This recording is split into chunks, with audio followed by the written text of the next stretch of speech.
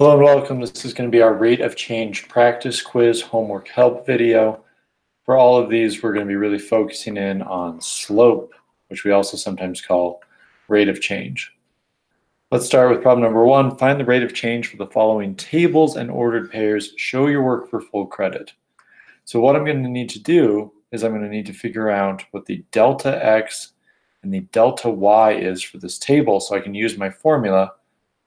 Rate of change, or m, equals delta y over delta x. So when I'm figuring this out, I've got to look on the outside of this table. How do I get from -2 to 8? Well, in order to get there, I need to go up 10. Let's say we couldn't figure this out. Is there a way to use our calculator to figure out how to get from -2 to 8? Well, there is. All you have to do is use a little bit of subtraction. What I'm going to do is go the other direction, go 8 minus a -2, and I'll see that that's where I get my 10 from. So you can always use subtraction to figure these out.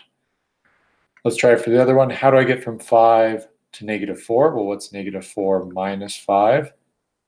It's a -9. I have to go down 9. So rise over run becomes -9 over 10. Can that be simplified? No. That's our final answer. All right, let's try one of these points. I'm going to try number 4 because it's got some negatives. If I've got 2 points, I can put them into a table. And how about I'll put them into a table for number 4, and then I'll use the formula on number 2. So what I'm going to do is I'm going to put them into a table. So I make a very short little XY table. And I've got to put a 6 across from -2 and a -3 across from 7. Now, how do I get from 6 to -3? Well, I got to go down 9. How do I get from -2 to 7? I've got to go up 9. That's my delta y, that's my delta x. Delta y over delta x becomes 9 over -9. This can be simplified. In fact, I can finish this division. 9 divided by -9 equals -1. That's my rate of change for this one. All right, time to use the formula for problem number 2. To use the formula, well, maybe first I should write it down. The formula is y2 minus y1 over x2 minus x1. Now to use it, I got to label these points with these variables. Now let's remember each ordered pair is an x and a y, but you got to differentiate them. So I make this first one x1, y1, and the second one x2, y2. Now they're ready to get plugged into the formula. I'm going to plug in 4 for y2, so 4 minus 7 for y1, all over 2 for x2, minus, then I look at x1, 6. 4 minus 7 is -3, 2 minus 6 is -4. -3 over -4 looks pretty good, but I can actually cancel out both those negatives, and negative divided by negative is always positive, so this is actually just a +3 over 4. All right, rate of change from an equation, I just have to look at the value in front of x. This first one's a 3, this next one's a -3/2. But this last one was written in kind of an interesting way. They did 4 minus 3x. So first thing I'm going to do is I'm going to rearrange this, make this y equals -3x plus 4. Notice the minus stays with the 3 there. And now I can clearly see that this has got a rate of change of -3. All right, a rate of change from a graph. What I need to do is construct a slope triangle. I'll just do it for number 8 here. I need to connect any 2 points, but they give you 2 bolded points.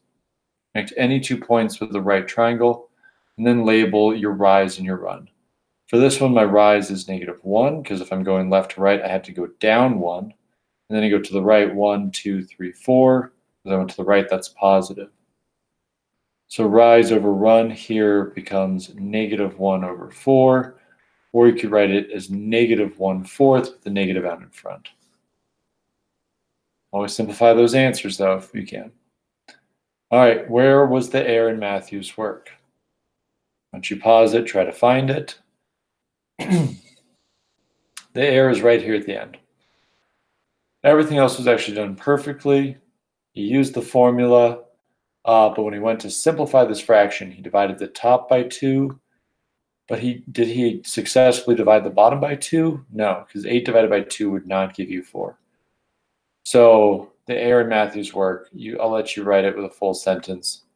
But but essentially it's incorrect simplification of the fraction. The correct answer should have been negative 3 over 4. Negative 3 over 4. All right. Gretchen also made some mistakes here. So she was trying to find the slope here. She correctly said rise over run.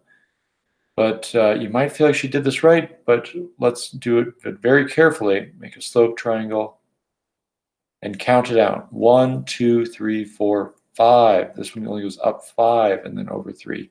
She said it went up 6 and then over 3. So she counted wrong. The correct answer should have been 5 over 3. Please turn that into a full sentence when you turn yours in. And that's going to do it for this practice quiz. Is there another question down here? Oh, yes, there is. Describe the difference between a rate of change that is positive and a rate of change that is negative.